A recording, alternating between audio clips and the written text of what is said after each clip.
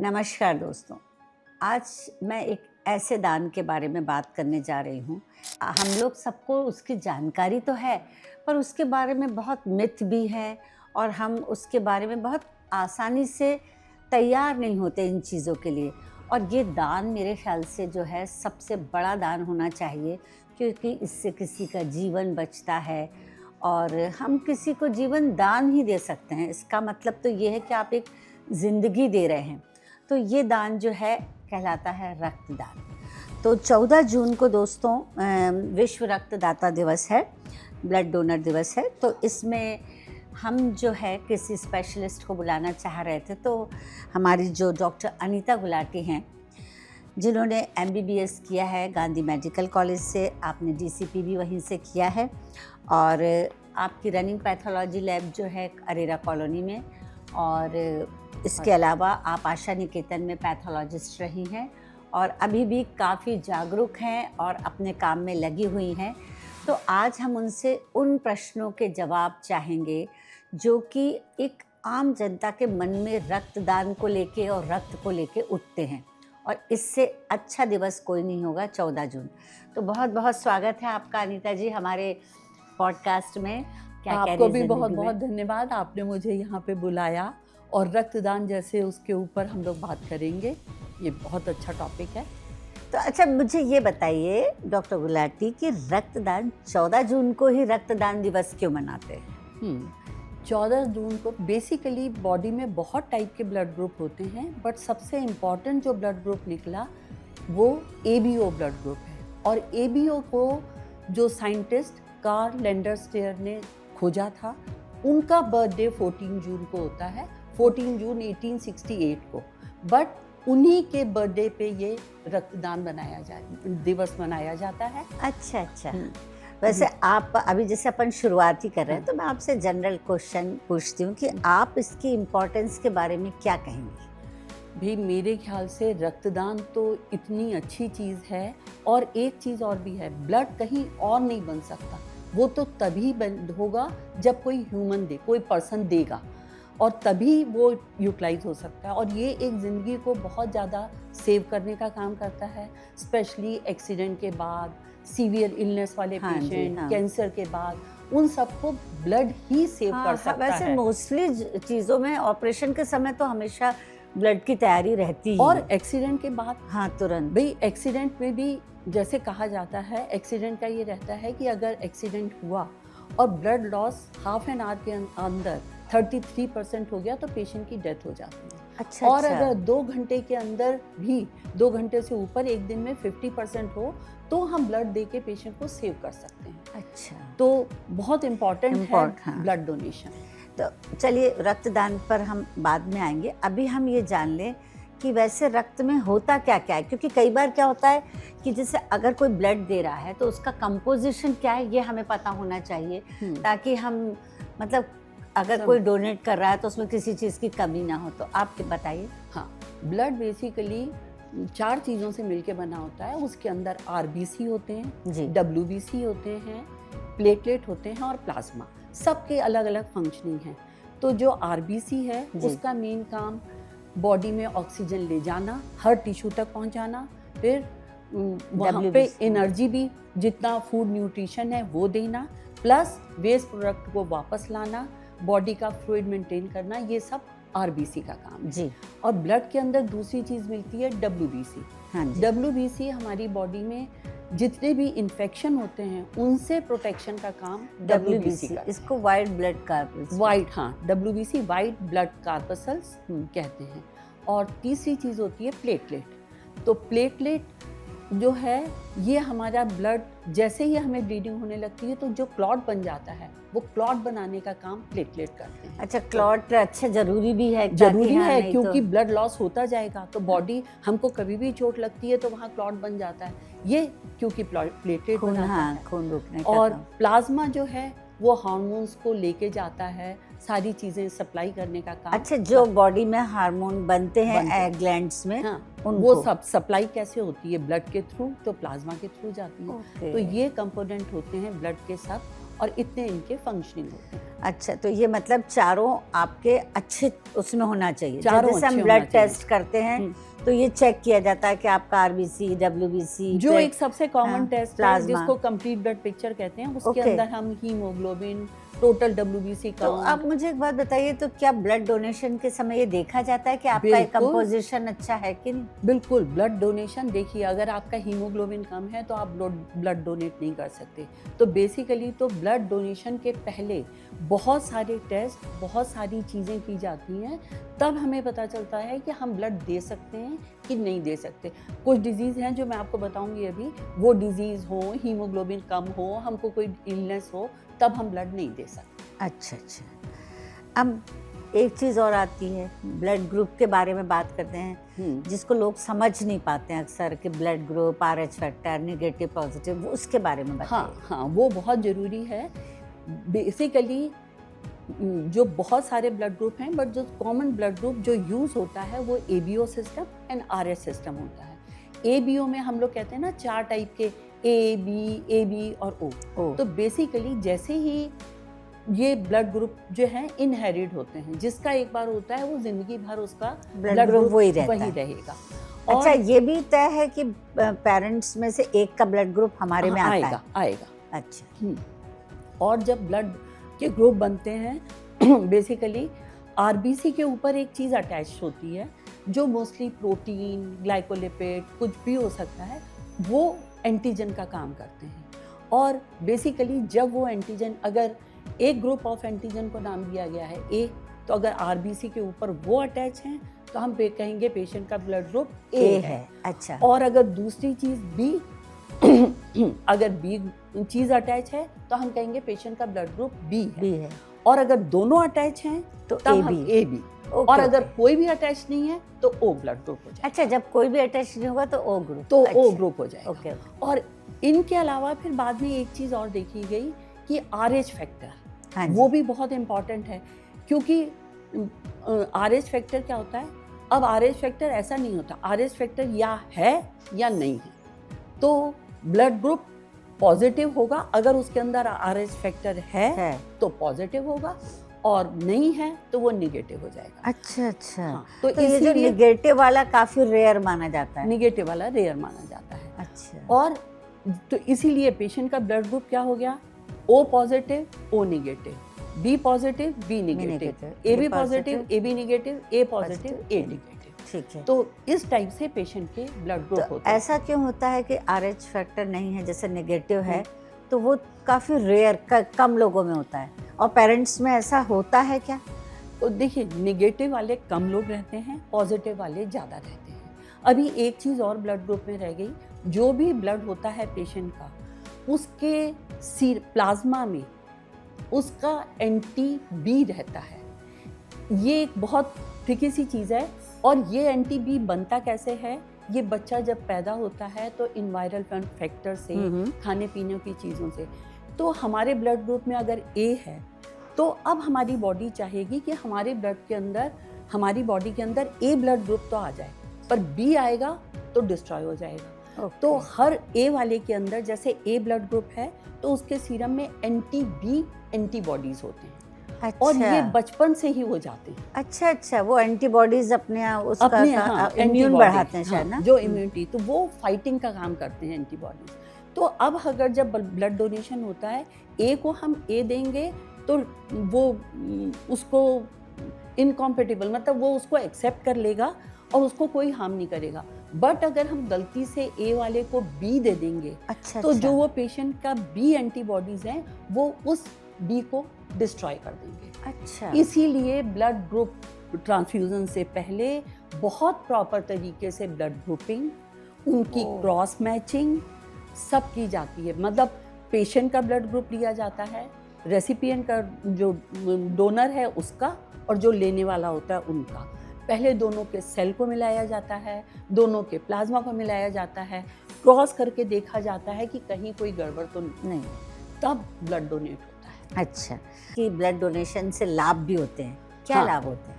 देखिए, एक तो ब्लड डोनेशन, आप किसी की ज़िंदगी बचा रहे हो। हाँ जी, ये तो है ही। तो बहुत बड़ी चीज़ है अगर आप किसी की ज़िंदगी सेव कर देते हो तो तो आपको एक मन में भी फीलिंग आती है कि हाँ, हमने कुछ अच्छा काम satisfaction। किया।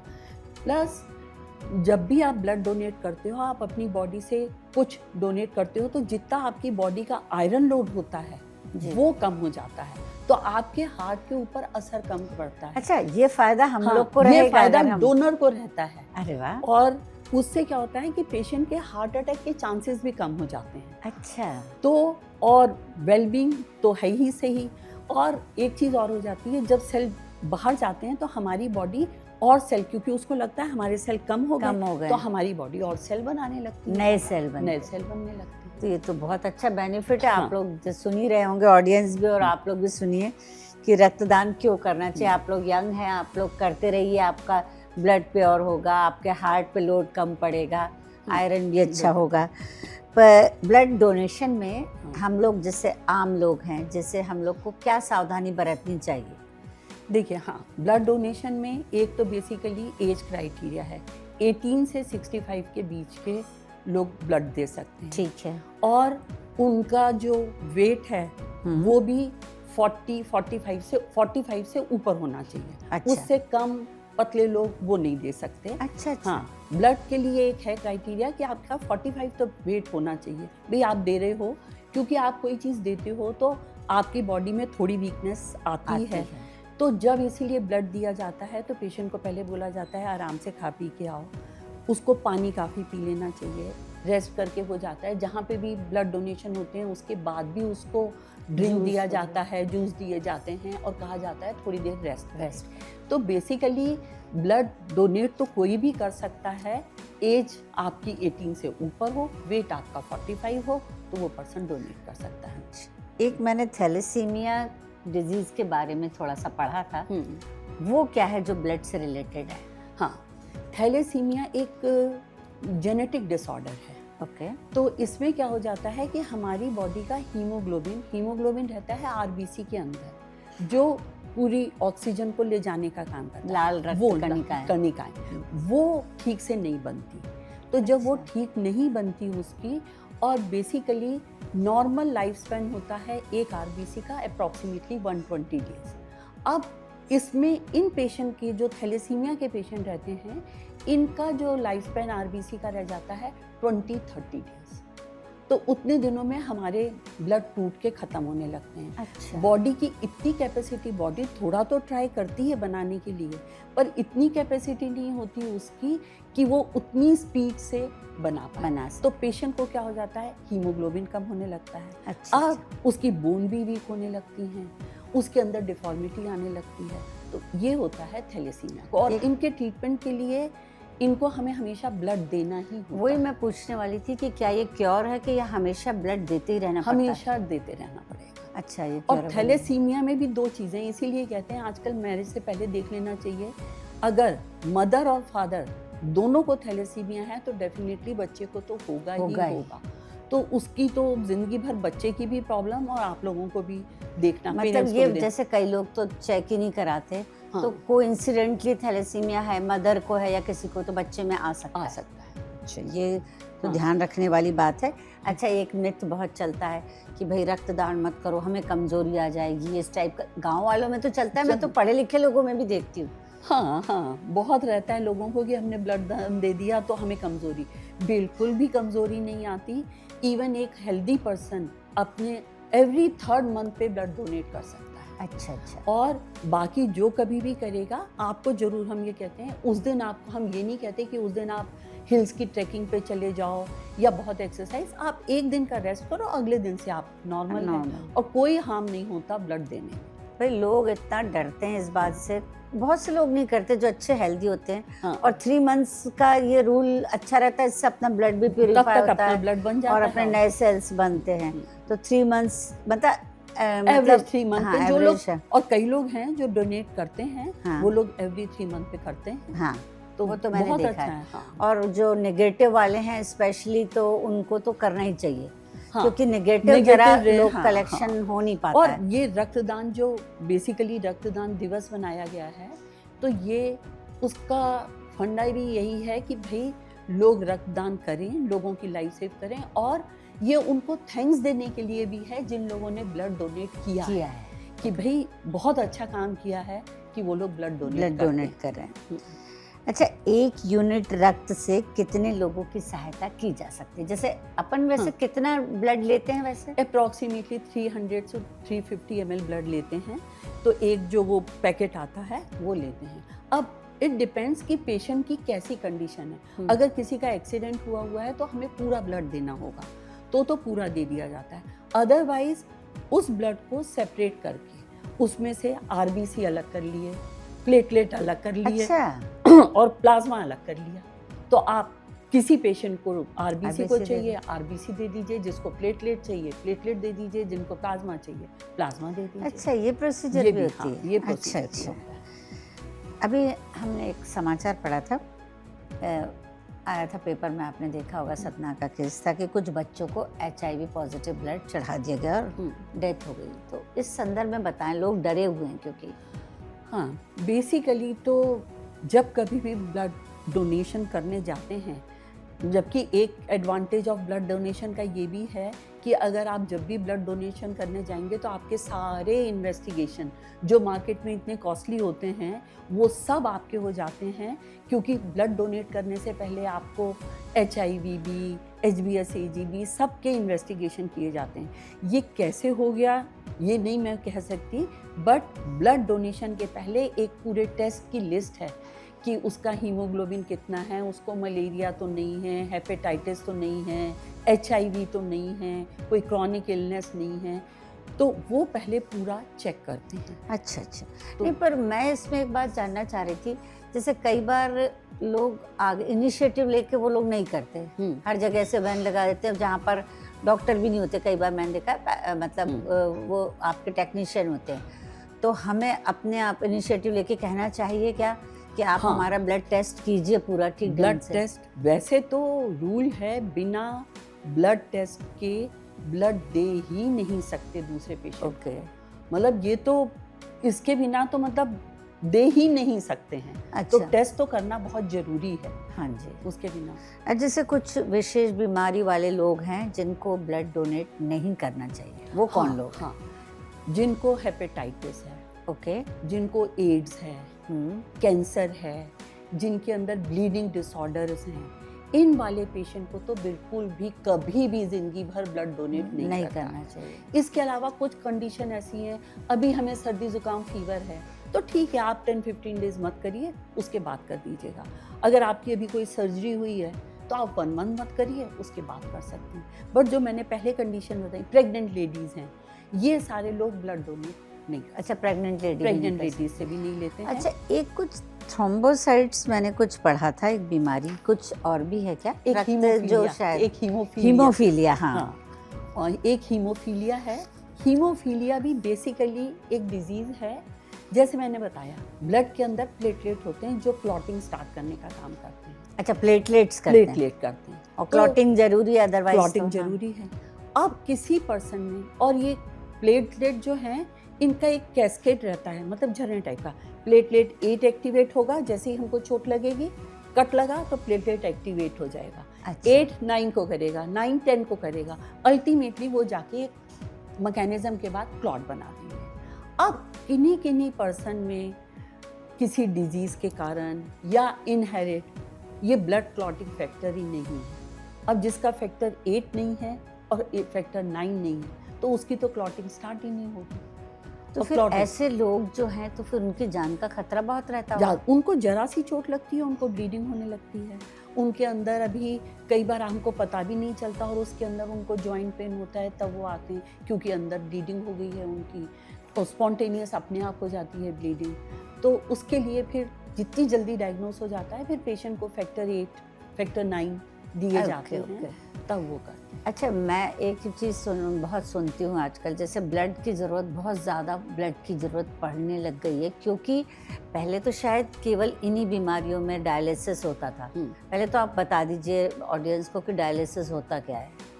डायलिसिस एक वो टेक्निक है जब हमारी किडनी में कोई प्रॉब्लम हो जाती है। किडनी का काम होता है ब्लड को फिल्टर करना, अच्छा पोर्शन रख लेना और जितना वेस्ट प्रोडक्ट है उसको निकाल देना।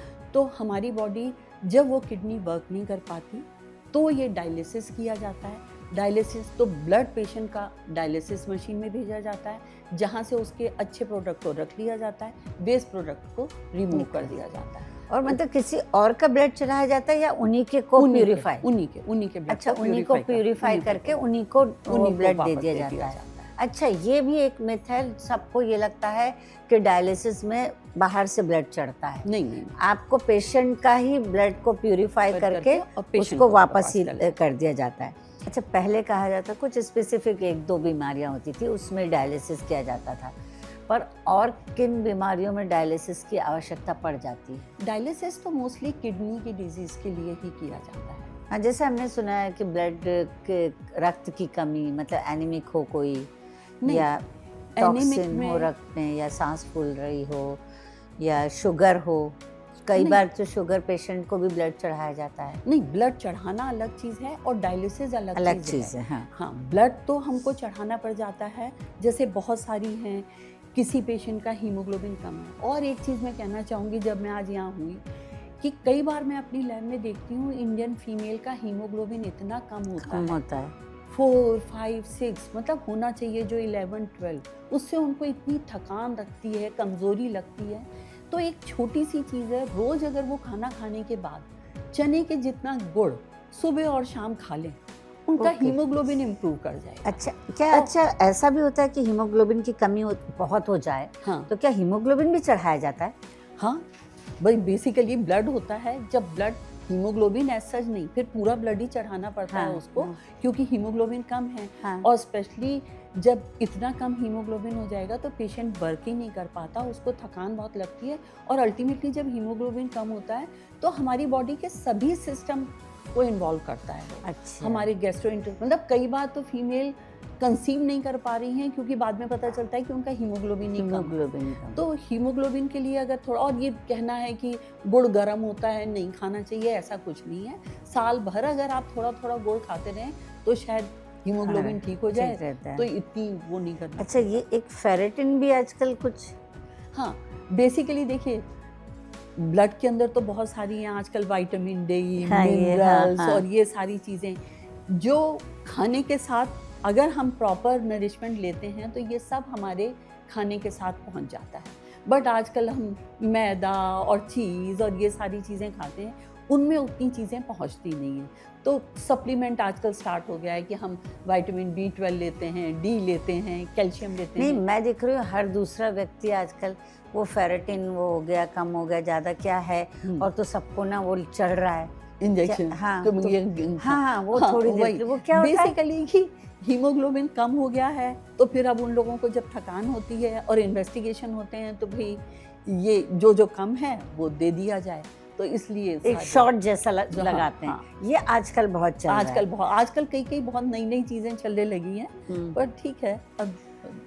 अच्छा, अब जैसे ना हॉस्पिटल्स में बड़े ऑपरेशंस होते हैं और सारे ये डायलिसिस होते हैं, मतलब डायलिसिस तो खुद ही का ब्लड हो रहा है, बड़े ऑपरेशंस होते हैं, ब्लड होता है, कई बार जल्दबाजी में होता है। तो क्या ऐसे जब ब्लड डोनेट करते हैं तो हमने 2 प्रोसीजर देखी, एक तो आप ऐसे डोनेट करते हो तो आप जाके वो दे आते हो, पर क्या ऐसे डायरेक्ट भी ब्लड डोनेट होता है जैसे रिलेटिव्स में है कि सेम है? हाँ, ऐसा है। बेसिकली जब किसी पेशेंट को ब्लड की ज़रूरत होती है तो फर्स्ट प्रेफरेंस तो हम लोग ये कहते हैं कि जो घर के रिलेटिव हैं वो ब्लड दे दें, क्योंकि घर के रिलेटिव हैं उनमें जो आजकल ये केवल ब्लड डोनेशन का काम करने लग गए हैं, उनसे उनको पैसे मिलते हैं, तो उनके ब्लड में उतनी स्ट्रेंथ नहीं होती, क्योंकि वो लोग क्या करते हैं, आज यहाँ ब्लड दिया और ब्लड डोनेशन के पैसे ले लिए, 10 दिन के बाद दूसरी जगह दे दिया। अरे हाँ, ये बात भी तो है। हाँ, तो उन लोगों से बच सकते हैं हम, क्योंकि अगर घर के कोई लोग दे देंगे तो ये चीज़ नहीं होगी। नहीं, अगर ऐसा ब्लड चढ़ जाए, जैसे किसी व्यक्ति ने इस हॉस्पिटल में आज ब्लड डोनेट किया, उस हॉस्पिटल में 1 हफ्ते बाद डोनेट किया, तो उसमें फ़र्क पड़ता है? फ़र्क पड़ता है, क्योंकि उतनी हीमोग्लोबिन WBC उस पेशेंट को नहीं मिल पाते। तो ये लोग भी उस टाइप के लोगों की लिस्ट रहती है, कोशिश करते हैं कि वो लोग ना आएँ। अपनी तरफ से तो गवर्नमेंट करती रहती है ये पूरी। हाँ, हॉस्पिटल में जैसे मैंने ब्लड बैंक में काम किया है, तो कौन कौन आता है वो लोग कोशिश करते हैं कि रात को आके हम ब्लड दे दें, तो उनकी लिस्ट रहती है। आपको कई बार देख के समझ आ जाता है कि इन लोगों से नहीं लेना है, पर एक चीज़ और भी है, कई बार जब हम इतने सारे ब्लड के कैंप लगते हैं तो हम बहुत सारे लोगों के ब्लड ले लेते हैं और उन ब्लड को लेके और फ्रिज में रख लिया जाता है। ठीक है। अब आपने के पास फ्रिज में ब्लड है, किसी पेशेंट के कोई रिलेटिव नहीं आए या किसी पेशेंट के 2 रिलेटिव हैं, उसमें एक ने दे दिया और ब्लड तो अभी हमें 3 यूनिट और चाहिए हाँ। तो फिर क्या होता है, वहाँ पे ये कहा जाता है कि दूसरे लोग आके, प्रेफरेबली तो ये रहता है कि दूसरा कोई आए, मान लीजिए हमारा ब्लड ग्रुप ए है और घर के लोगों का बी है, तो वो बी दे देंगे ब्लड बैंक में और वहाँ से ए ले लेंगे। अच्छा, ताकि हाँ। पेशेंट को हाँ। ए मिल जाए। हाँ। है ना, मतलब तो थोड़ा सा ब्लड आपके पास कलेक्शन में रहता है तो वो दे सकते हैं। और कई बार इमरजेंसी में एक्सीडेंट में आया, पेशेंट के कोई रिलेटिव आए ही नहीं है, तब भी देना पड़ता है, तब भी ब्लड बैंक से ब्लड दिया जाता है। तो बेसिकली ब्लड को स्टोर कर लिया जाता है और वो एक फिक्स टेम्परेचर पे फ्रिज में रहता है। और तब भी देने के पहले और ट्रांसफ्यूजन से पहले बहुत अच्छे से उसको एक क्रॉस मैचिंग प्रोसीजर कहते हैं, उसमें बहुत अच्छे से पेशेंट का ब्लड और डोनर का ब्लड उनको क्रॉस चेक करके कि कहीं कोई गड़बड़ तो नहीं है, हाँ जी, एग्लूटिनेशन तो नहीं हो रहा, कहीं कोई रिएक्शन तो नहीं हो रहा, तब उसको देते हैं। तो यानी कुल मिलाकर आप क्या कहना चाहेंगे ऑडियंस से ब्लड डोनेशन के बारे में? मैं तो कहूँगी कि जितने लोग दे सकते हैं और उनको देना चाहिए, उसमें हार्म बिल्कुल नहीं है देने में। आप किसी की ज़िंदगी बचाते हो तो आपको ज़िंदगी भर लगता है कि हमने एक अच्छा काम किया, तो देना चाहिए सब। तो ये थी डॉक्टर अनीता गुलाटी, जिन्होंने हमें रक्त की महत्ता के बारे में बताया और ब्लड डोनेट करने के बारे में बताया और लोगों के मिथ को भी दूर किया कि मतलब ब्लड देने से कोई कमी या कमज़ोरी ऐसा कुछ भी नहीं होता, और दूसरा ब्लड डोनेट करने से क्या फ़ायदे होते हैं, हमें फ़ायदे के बारे में तो पता ही नहीं था। तो ये एक मानव धर्म है मेरे ख़्याल से। तो मैं काफ़ी युवाओं से ख़ास तौर से रिक्वेस्ट करूँगी, प्रार्थना करूँगी कि आप लोग आगे आएँ और हर 3 महीने में ब्लड डोनेट करें। तो आज तो यही कह रही है ज़िंदगी। मैं तो एक चीज़ और भी कहना चाहूँगी, लोग बना ले अपने बर्थडे के दिन जाके डोनेट कराएं। अरे ये बात तो बहुत अच्छी है, बर्थडे पे जाएं और डोनेट करें। तो बहुत बहुत धन्यवाद अनीता जी, आपने बहुत अच्छी जानकारी दी। आपका भी बहुत बहुत धन्यवाद। और मैं तो आपके उस पर पहली बार आई हूँ, बट मैं हमेशा सुनती रहती हूँ, इतने अच्छे टॉपिक आप कवर करती हैं। Thank you. और फेसबुक पे भी बहुत अच्छे से आपके आते रहते हैं, क्या कह रही है ज़िंदगी। तो ज़िंदगी को कहते रहने दीजिए और आप लोग भी सुनते रहिए और ब्लड डोनेट कीजिए। नमस्कार।